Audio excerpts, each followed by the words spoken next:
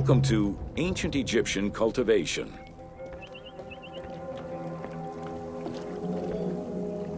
The new grain types of the Ptolemaic period required a great deal of water. Farmers needed to ensure they had effective, consistent irrigation. The Nile's rising and receding waters naturally irrigated most of the crops. Areas where the Nile didn't reach, such as gardens and vegetable plots, required an irrigation tool known as the shadoof. The shadoof allowed easy transport of water from its source.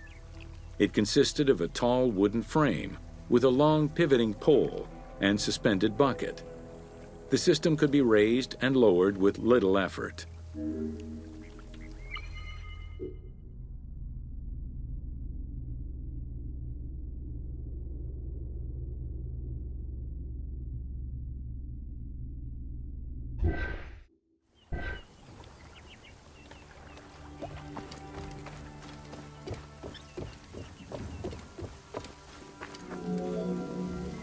Later, a sakya, or water wheel, was invented. The sakya needed animals to turn the wheel, which rotated buckets through the water. It drew the water to an elevation of 3.5 meters and enabled a great deal of control over the irrigation process. This improvement supplied larger areas and thus resulted in larger harvests.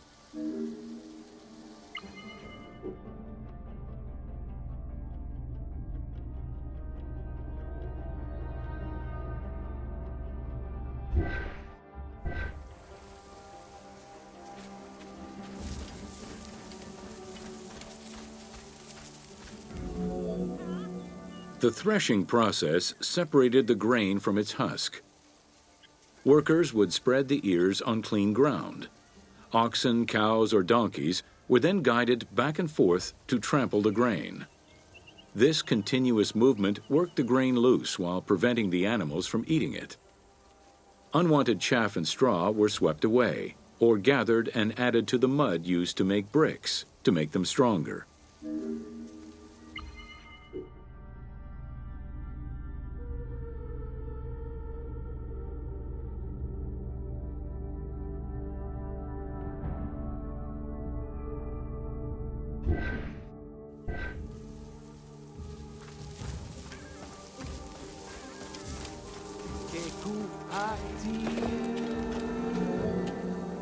Winnowing was the stage where workers used wooden scoops to throw ears in the air. The wind carried off the chaff, leaving the heavier seeds to fall to the ground. This action was repeated until the undesired materials were sifted out. Grain waste was mixed with manure or other organic substances to produce brick-shaped dung loaves that could be easily burned. A standardized brick size enabled Egyptians to mass-produce this byproduct and use it as a commodity.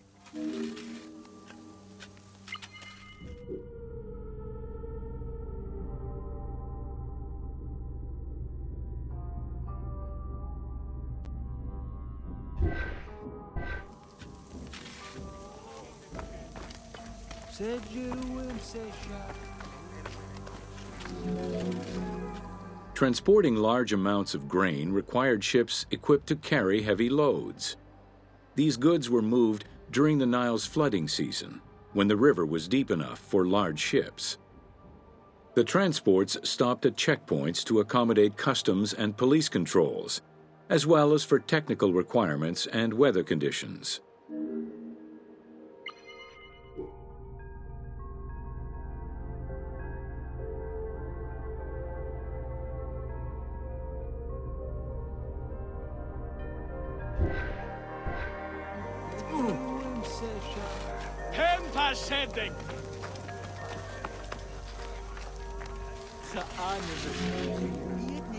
Having reached Alexandria's inner harbor, the wheat was unloaded under the supervision of a civil servant in charge of wheat management. Portions were distributed to Alexandria's city market, and the remaining stockpile was either exported or stored in warehouses.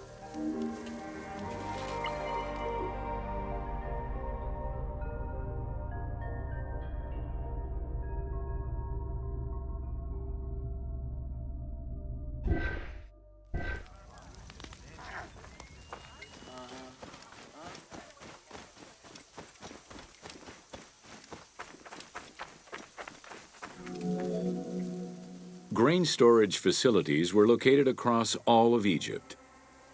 Temples and institutions had large silos, while individual houses had storage sheds.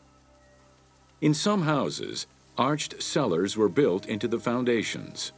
These watertight chambers were accessible from the ground floor through a trapdoor. Royal granaries acted as the storehouse and distribution centers and managed state payments to civil servants, soldiers, and the police. Though plastered on the inside, silos weren't completely sealed and so remained susceptible to mice infestations.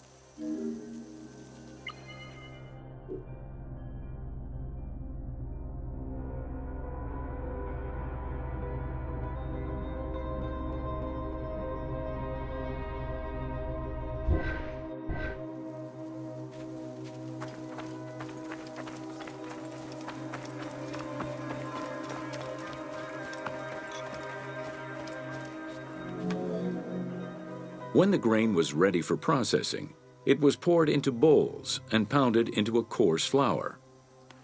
That flour was then passed through a sieve to make it of finer quality and further ground between stones. Ancient Egyptians did not stock flour. Instead, fresh grain was portioned out each time to produce flour as it was needed.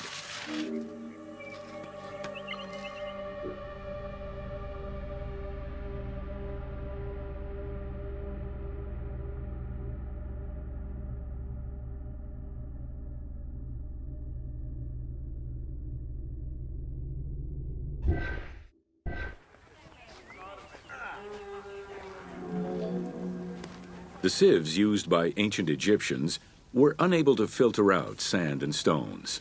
Grit often passed into the flour, causing long-term tooth abrasions among all classes of Egyptians.